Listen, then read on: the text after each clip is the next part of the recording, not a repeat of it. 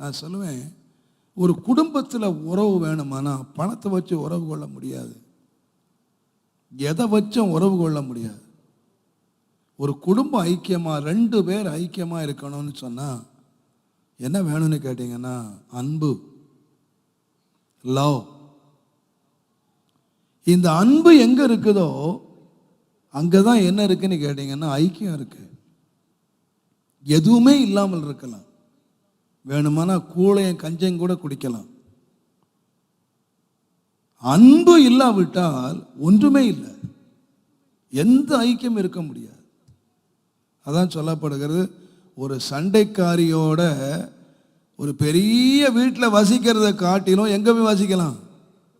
வனாந்தரத்தில் வசிக்கலாம். பெரிய வீடு இருக்கு, நல்ல அருமையான சாப்பாடு இருக்கு, ஆனால் என்ன மட்டும் இல்லை, அன்பு இல்லாட்டா வனாந்தரத்துக்கு போயிட வேண்டியதான், வீட்டில் இருக்க முடியாது, ஐக்கியம் இருக்க முடியாது.